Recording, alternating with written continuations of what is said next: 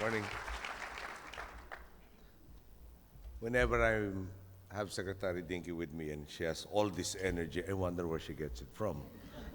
She's, of course, a person who directly handles the nation's ills on a daily and continuous basis, and yet she's always so optimistic. So, Secretary Dinky, Secretary Bebit Gosum, Mr. Augusto Carpio, Ms. Camille Benaventura, Mr.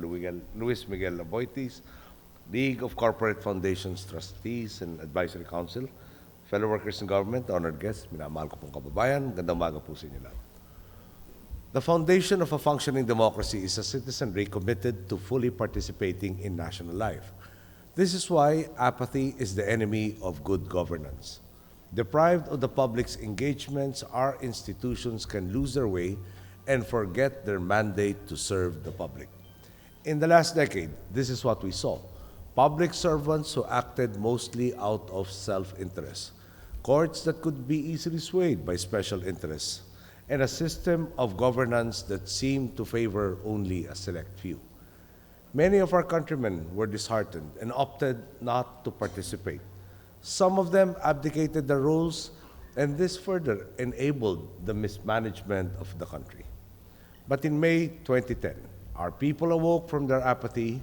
They took their duty to vote seriously, and they conferred on us a resounding mandate for change. Those of you who are here today have made a continuing commitment to fight apathy. You have made a pledge to participate in and give back to the community. You know the saying, a rising tide lifts all boats. Just as I have advocated that labor and capital must have a sense of solidarity for their mutual benefit, so too is today's Expo practical proof that investing in your communities produces tangible results for all parties involved. After all, if we succeed in empowering the Filipino consumer, they will also be more capable in turn of availing of your products and services. The people's buying power grows, your businesses grow, the market grows, everybody wins.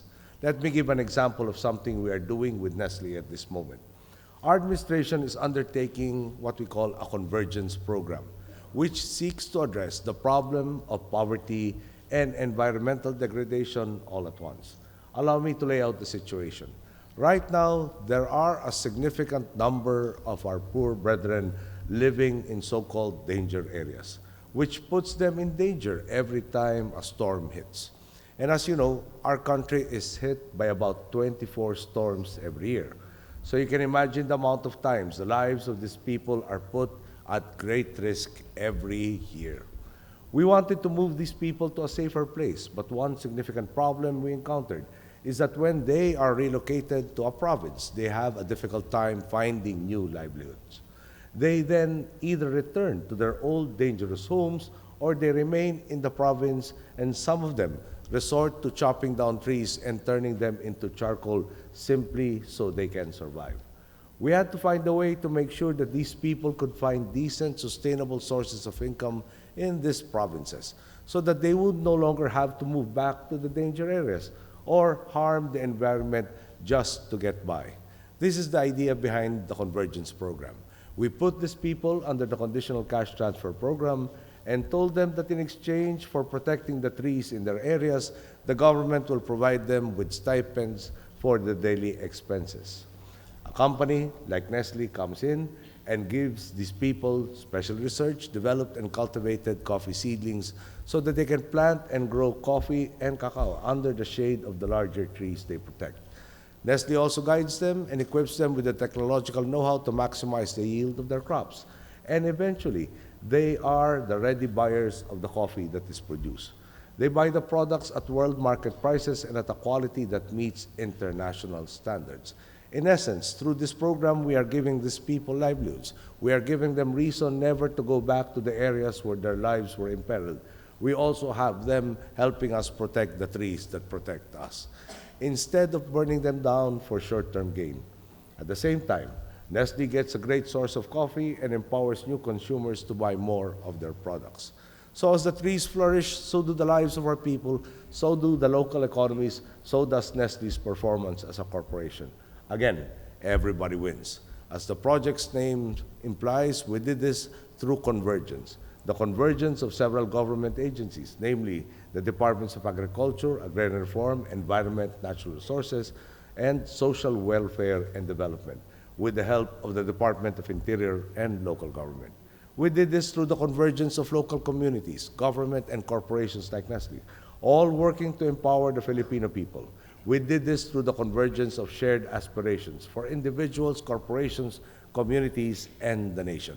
This is the way government works now, not with a piecemeal approach, but through a holistic view, acting not out of myopia, but with the proper appreciation that different sectors and industries are interconnected and can be harmonized. Nestle is just one example. I know that every one of you here is doing your part, and I and the Filipino people are grateful for that.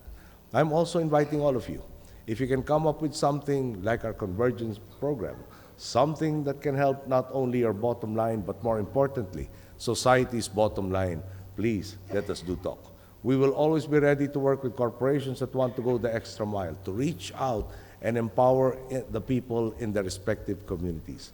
We have always been about inclusive growth, and I've always believed that the country must move forward together. These past 2 years, we have seen this virtuous cycle take root in Philippine life. We are taking on the attitude of winners instead of losers. Instead of treating government, labor, capital, and consumers as separate stakeholders with diametrically opposed desires, we look at areas in which we can pursue mutual benefit. And what expos and conferences like this today prove is that it is indeed very possible to do this. I encourage all of you today to talk more and more with one another, and more importantly, to listen. Today, we see so many creative ways that the biggest and most successful companies in the Philippines are helping their community and their country. I am hopeful that this will serve as an inspiration to even more established companies and budding entrepreneurs to expand or start new CSR programs. Many of us see in traditional and social media how your companies compete for attention and patronage by outspending each other in advertising and marketing. It would be nice to see a spending war in the area of corporate social responsibility as well.